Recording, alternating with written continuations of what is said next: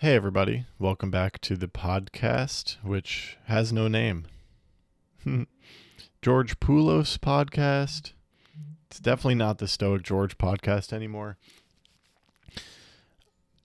My spiritual podcast, my Patreon podcast. I don't really know. When Danny and I were doing the podcast together, we called it the Letting Go podcast. Perfect.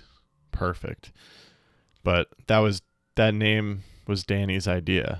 I can't steal it. I did ask if I could. It wasn't the vibe. I'm really pleased with how everything is going. As I'm speaking out loud through this podcast about all of these spiritual learnings, I'm very much also implementing all of these things into my own life. And as I talk about a lot, the shifting of this podcast to Patreon, the opening myself, the expressing myself more freely, this is a part of that. I am kind of doing this manifestation process. You know, I talk a lot about following my truth and this feeling that like this is the artistic direction I want to go in. Like when I simply open my creative channel, this is what comes out. It's this stuff, and the Patreon enables me to just pour it out.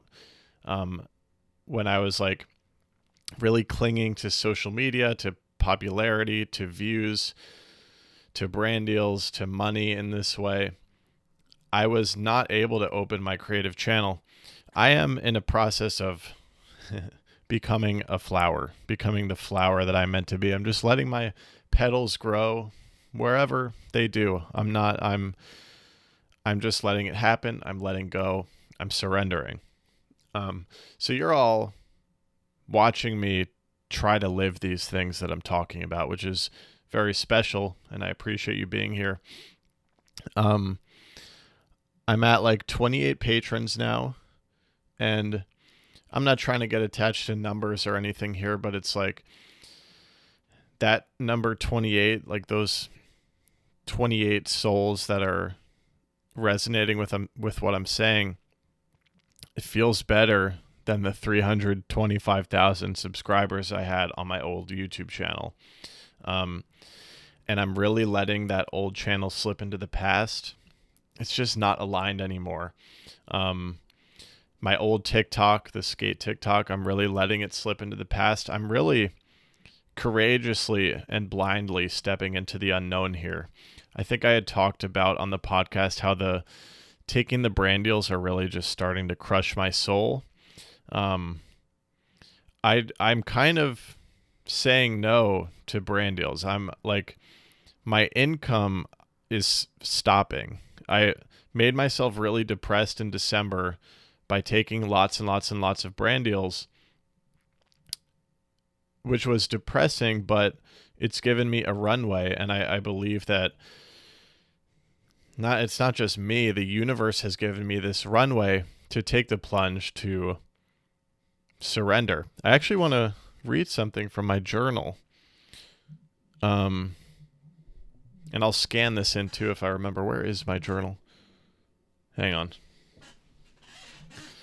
So if you're watching the video, maybe you'll be able to see I've started like adding little post-it notes to my journal. I've been doing this in my books lately too, just like the really important things that I wrote or that I read. I just want to be able to access them right away. So I have two things marked, and one of them I have labeled my vision for 2023. And I'm just going to read this straight from my journal. Now, what if I reframed my underlying intention as helping to awaken individuals, hence relieving their suffering, instead of building a sustainable and profitable social media presence? What if I just trusted, purely, truly trusted, that the latter would fall into place, that the universe really does have my back in that regard? Have I ever fully leaned in like that? No, I haven't. Well, I've come a long way. There's still a paranoia that the views will drop. the money will dry out, the brand deals will halt, etc., etc. What if 2023 was the year that I fucking completely surrendered and trusted that I am supported fully? That there is a net ready to catch me? That I can operate fully, freely, and relentlessly as an artist? Then I am free to focus on deeper, more fulfilling purposes, living my own life fully in love, continuing my own awakening, and helping others to awaken. So I wrote that on December 22nd, 2022. And it's February now, if you believe in time. And I haven't fully let go like I wrote in that journal, but I think I'm still approaching it. And I have taken another step because I've just stopped taking the brand deals. I even had one that I had accepted and I backed out of it because the thought of performing that brand deal, acting, putting on this performance, having to post it on my old page, it gave me the ick to have to pretend to be somebody else. And I know it's good money and it's a day of my life to record this video and maybe another day to edit it, but it's becoming really painful and really uncomfortable for me to betray my own intuition. And it's almost like the money and the security isn't worth it anymore. So I do feel like, as of very recently, maybe a couple weeks ago, when I stopped taking the brand deals, I am taking this further step into the unknown, and there's some fear there, but it's pretty joyous, and I'm pretty confident that things are going to work out. The faith I'm developing in the universe is radical. It's I'm okay with the idea of the money running out. And in fact, here's some Buddhist stoic wisdom. We have this preoccupation with the future, what if I run out of money in 2 months? But the thing is, when you run out of money, when that becomes the present, your intuition will kick in and figure something out. I could go and get a job right now out of paranoia that in a few months I'm going to run out of money. Or I can seize the opportunity I have today. I have time, space, and energy to just relentlessly pour myself out as an artist. That's what I can do today. When that time comes where the money runs out, which I don't expect, I think the universe is pushing me along my purpose. But let's say the money runs out one day. When that is my present predicament, then I will be possessed of my brain, my intuition, my faculties, and I will deal with it. And if that day comes and then I get a job, that's kind of exciting. That's then a new chapter is going to open up. I'm going to have to be like, oh shit, I'm running out of money. It's time to think about what jobs I want to get. I could look in the community. I could, I get excited about the idea of working in a bookstore, at a cafe, maybe get a meditation teacher certificate. Surrendering like this, even if I run out of money, it's not necessarily bad. It could open the door that I'm meant to go in. My hypothesis is that the universe is propelling me on this creative path. I think this is what I'm meant to do. I have all the confidence in the world, but even if the worst case scenario happens that I'm so paranoid of, and it's that paranoia that the money is going to dry up and the brand deals are going to dry up, it's making me cling to something that's not aligned with me. It's filling my mind, it's filling my mind space with these brand deals that I don't care about, and I'm thinking about them, and I'm responding to the emails, and it's taking energy. That's living out of fear. Taking those brand deals that are not aligned with me I would be taking them solely out of fear that I don't want to do them. It's fear. It's fear. Now, it's like, you got to just let the future come. Like, if I was in dire financial need, the brand deals might not crush my soul, or getting another job might not crush my soul. It's all about acting spontaneously out of the present, acting out of paranoia for the future. For me, it's going to be whatever I do out of that paranoia, out of that fear, it's going to be soul crushing. Because there's always, in every moment, there's something that your intuitive heart is begging you to do. And, we talk about this a lot. Usually we have our intuition, but then we put all this analysis on top of it, so it becomes very hard to realize what our intuition is telling us, but it's always there. And listening to it is the most fulfilling thing you can do. And in general, we're so money obsessed. We're so money obsessed. That's where much of my paranoia, my fear comes from. This was ingrained into me, growing up. But living in the present cuts through all paranoia and fear.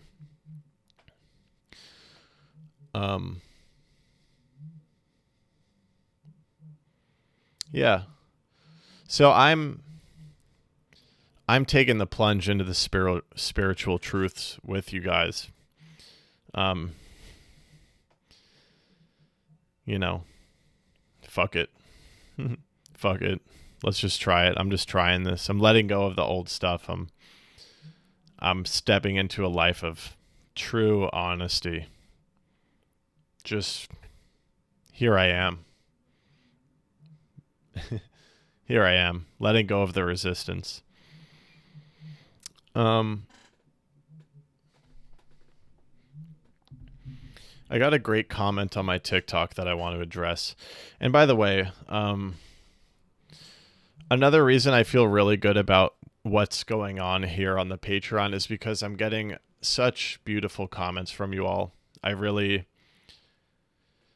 respect, appreciate, and admire those of you who are leaving these beautiful long comments, just sharing.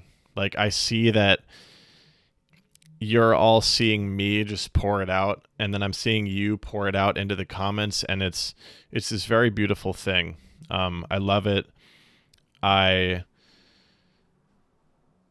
patron recently sent me a message suggesting that I send like episode and post updates into the Discord. I'm going to be doing that from now on. I'll post a quick note in the Discord when I post something new on Patreon, such as one of these episodes or a writing post or whatever. And yeah, so just a reminder, we have that Discord as a place to discuss anything. Everything is spiritual. If you're going through something in your life, if you're having a hang up, a question, if you're getting sticky somewhere, it happens to me all the time. Feel free to post your question, in the Discord, in the Patreon comments. Like, I'm pulling up a comment from TikTok right now, but I would love to know what's on your mind. And you can... I'm almost saying this to myself because this is something I would want to hear. But if you have a question, a comment, a spiritual, something nagging at you spiritually that you want to share in this community, I encourage you to just dump it out. You don't have to filter it. You don't have to proofread your comment. You don't have to be worried about what anyone here is going to think. I want to consciously allow us all to be free. I think because of like cancel culture, like people are like afraid to just talk. We're constantly like paranoid about saying stuff and like saying the wrong things. And I don't know, have you ever like been texting someone and you're like just overthinking that message? That's not in that's analysis getting in the way of intuition. Like, I encourage you to speak intuitively. Just let it flow. This is a non-judgmental community. It's a safe space for spiritual expression and expansion. So if something is hanging you up, I encourage you to share it. And I'll also be sourcing, like I will use these questions that you all share as material for me to discuss on this podcast. So I encourage you to do that. And this comment I'm going to find right now is relevant to what I've just been talking about. Where is it?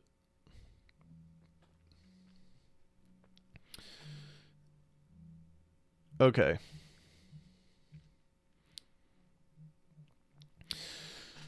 So I shared on TikTok a slideshow of quotes from Intimacy by Osho, which is one of my favorite books of all time. It blew my mind. It opened me to love. It's an incredible book. One of the main points that Osho makes in that book is that we are wasting our lives by putting up false personalities, especially when we're trying to be intimate and to fall in love with somebody.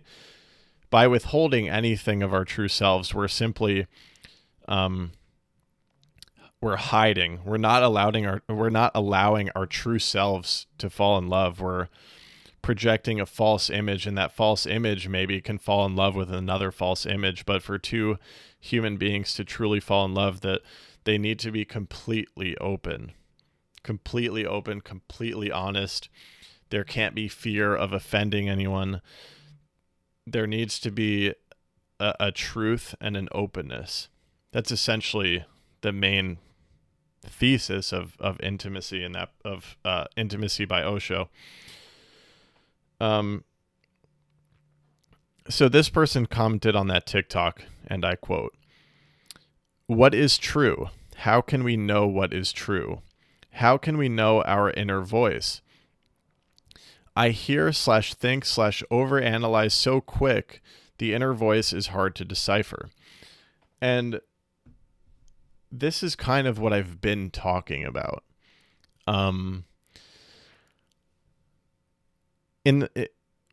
If you're truly living in the present, you have an intuitive spark and you simply just act on it. But what we're used to doing in this society is we have our intuitive spark, our desire to go somewhere, to do something, to talk to someone, to take some action. And instead of just following it blindly, we start to check in our minds. We check in, does this action that my intuition is telling me to take, does it line up with my ego, with my definition I've created for myself? Is this going to further my egotistic pursuits? Does this line up with who I think I am? So we start to immediately analyze, is my intuition taking me in the right direction? We foolishly think that we know what is right or wrong for us. But really, our intuition is the deepest sense of knowledge we have. And in my opinion, we should be blindly trusting our intuition. So to tie it back to the example in my life, it's like, if I'm feeling the ick about taking the brand deals, I shouldn't do it, period. There should be no calculation about money. I should just follow my intuitive heart, period. And if my intuition is telling me, take the brand deal because you need money, that's when I take the brand deal. That's when it's in tune with me.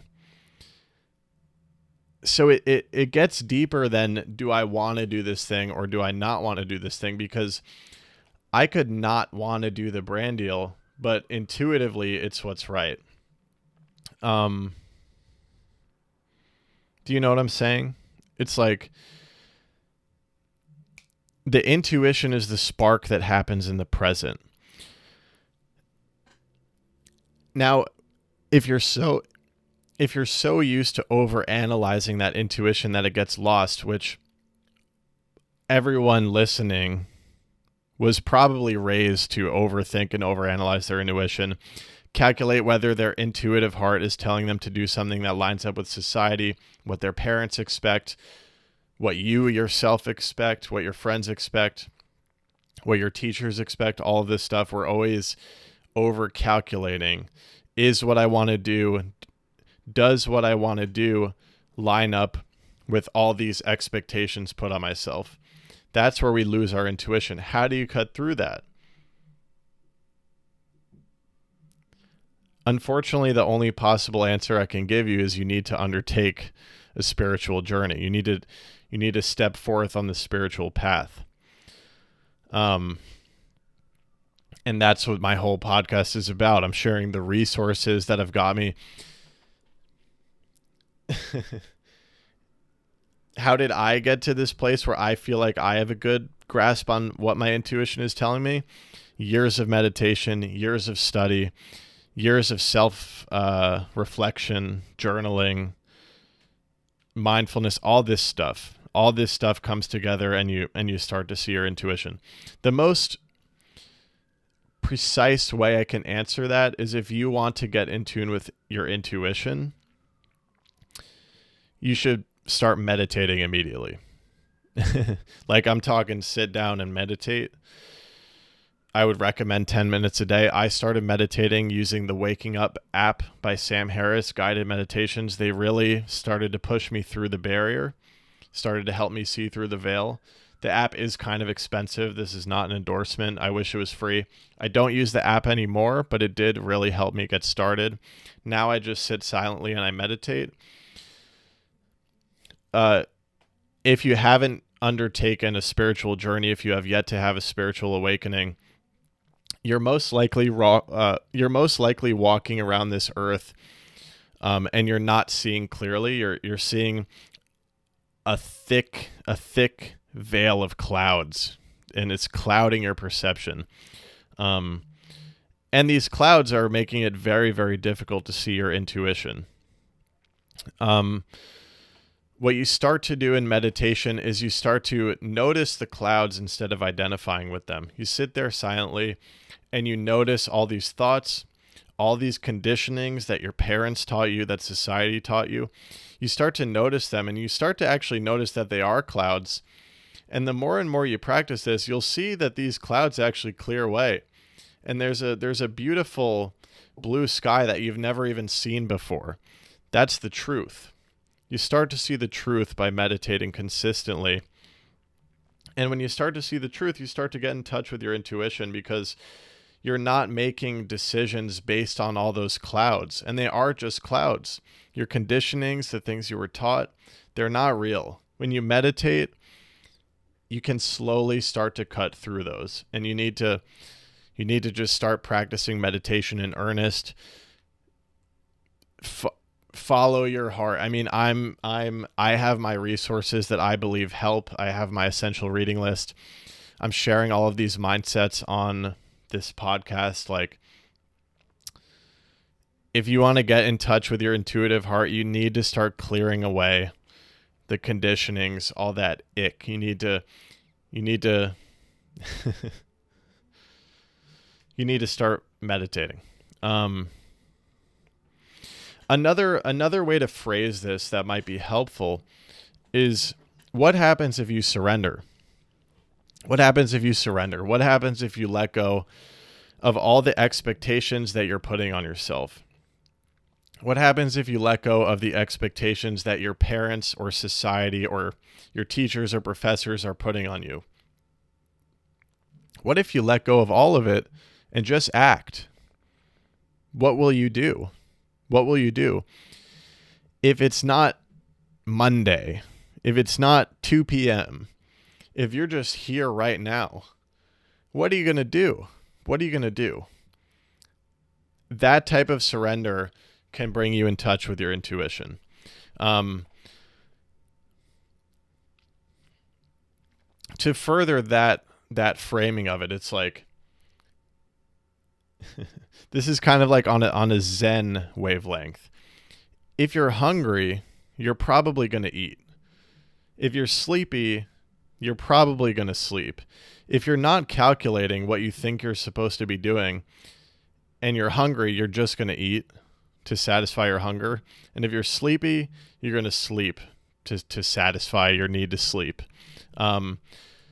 Those are two easy examples, but we have plenty of natural intuitions. We have natural drives to be creative, to be social, to connect with others, to, if I'm sitting in my room too long, I start to feel a natural urge to get the fuck outside and walk in the sun. There is a way to just simply follow those impulses, and it takes a letting go of all of these ego mappings that we put on ourselves. You have to let them go. You have to let them go. You have to let go of who you think you are, because you're calculating all your decisions based on if they match the definition of yourself that you've created, which is totally arbitrary. Let me reframe that, because I think that's a good one. You're making all your...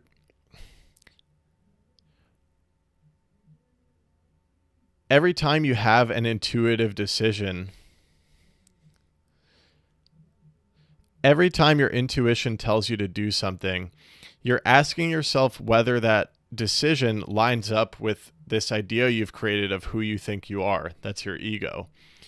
So your intuition tells you to do something. Then you start analyzing whether that lines up with your ego. Is that going to further bolster your ego or not?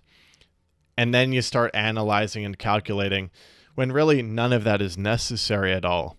You can choose to just purely follow your intuition. And that is blind faith. There's no other way to put it. That is true surrender. If you're following your intuition, there's no security. There's no promise of money. There's no nothing. You're just floating downstream. You're just floating downstream, just doing what feels natural and seeing where it takes you. Where I'm at in my spiritual journey, that is so obviously the way.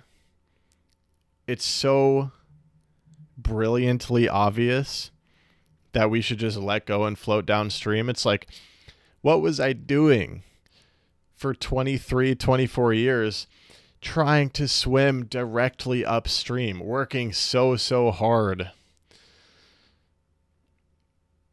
for security, for success, for achievement? What is the point? The more I let go, the more things work out anyway. Literally, the worldly things, they work out anyway. And I feel happy and fulfilled, and I feel in tune. And that feeling of being in tune when you're actually aware of your truth and blindly following your truth, it is an attunement that I cannot describe. It is so beautiful and fulfilling. It feels absolutely incredible.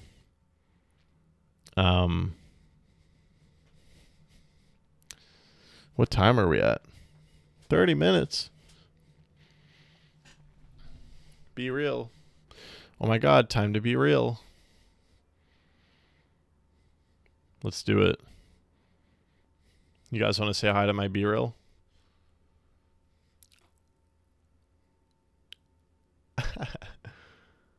Oh, that's funny.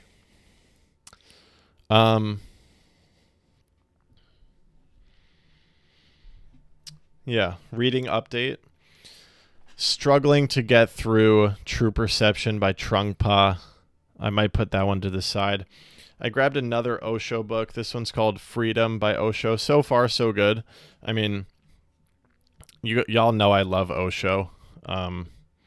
I plan to read every single one of his books. Really, after reading Intimacy, my mind was blown so far open that I simply have to read all of his spiritual wisdoms. I simply have to.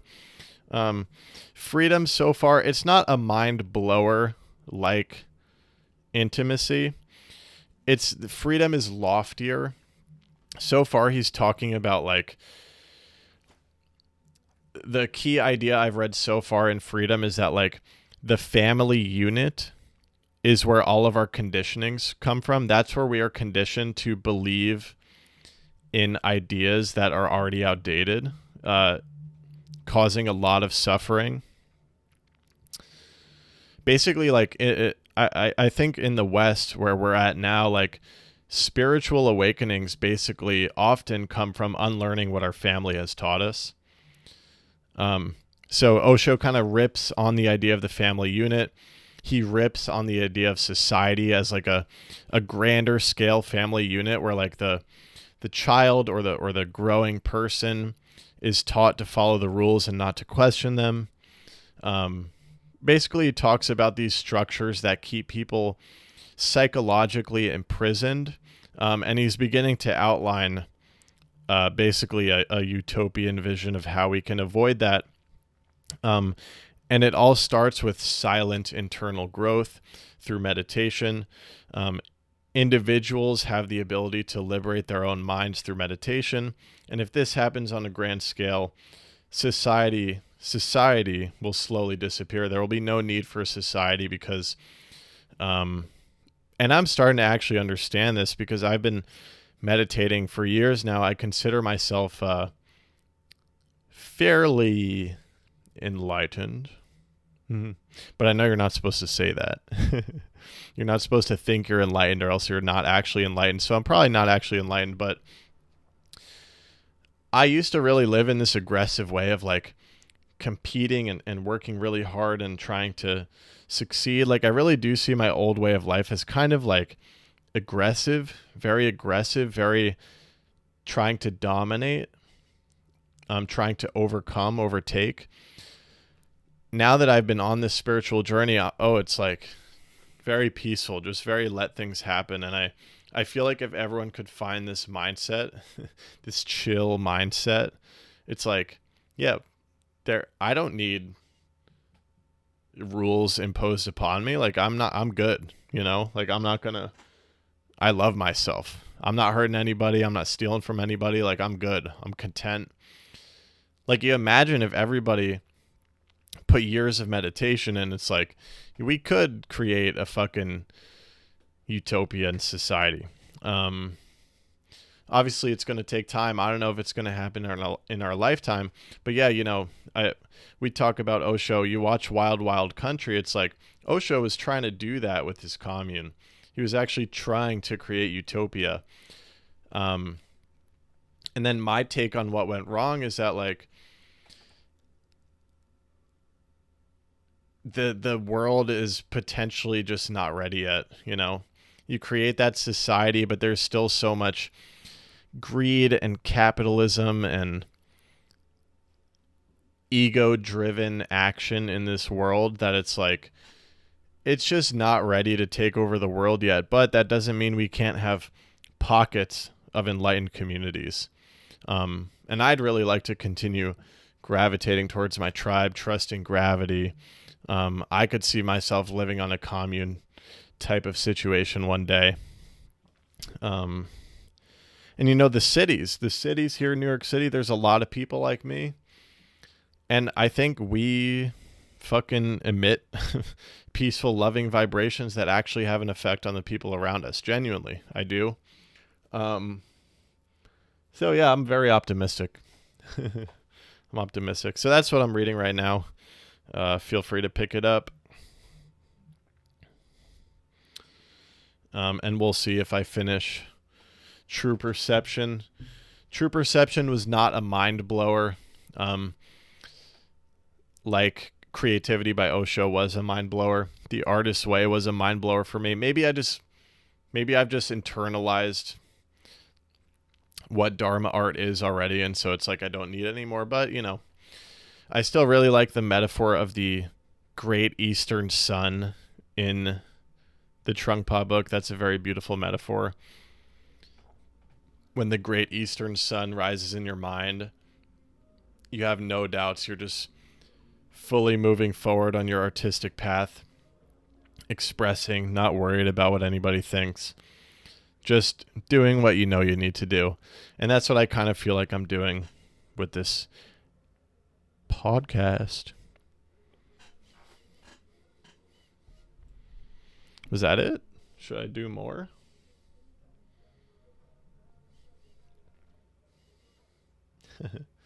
Checking my B-reel.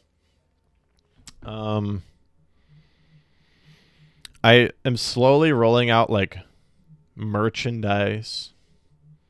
And I'm going to, hopefully I remember by the time I post this, I want to like give the Patreon people a discount if you happen to want any of that stuff, but no pressure. It's really just like the merchandise. It's like a cool way for me to hopefully add another piece of income.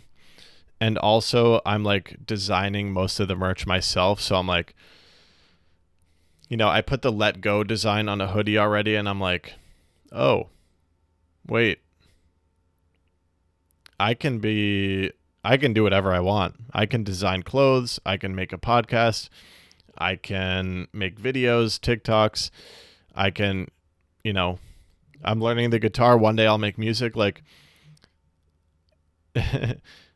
all these limits I used to impose on myself, like thinking I needed to hire a designer for my merchandise. It's, we actually all have inherent artistic abilities, multidisciplinary artistic abilities.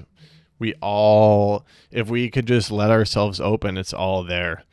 So it's exciting to me that I'm actually like putting my own artwork on clothes. And really, I've been also like scanning my journal entries and realizing that just like the stuff that comes out of me when I'm not thinking about it, that is my art. And this has been a mind blower for me, as I'm sure you could tell, because I probably talk about it in every episode, and I talk about how this podcast itself is just a overflowing. It's just a simple overflowing. There's not much filtering or calculation. It's like, yeah, the overflowing that happens in my journal, and when I happen to doodle little things, that is all artwork. And actually the less that I filtered and calculated, the more beautiful it is, because the more true it is. The truer it is, that means the more it's coming from the fucking universe. It's not coming from me. Damn, I sound like a wook. You guys heard that before? Wook? Apparently this is I learned this one recently. The wooks are like the real hippie crowd that shows up to like concerts and festivals and like camps in the corner, and they're dirty. And yeah, I could see myself having a wook lifestyle. Why not? Truth is the most important thing. It's not money, it's truth, authenticity, love. And here I am.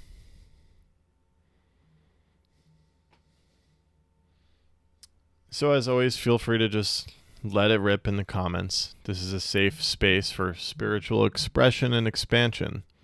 I like that. Maybe that's going to be my tagline. I love you guys. I really wish you the best on your journeys. And one way or another, we are a part of this existence together. What are the odds of that? That's crazy. And it's very cool to be sharing this journey with you all. Okay. Bye.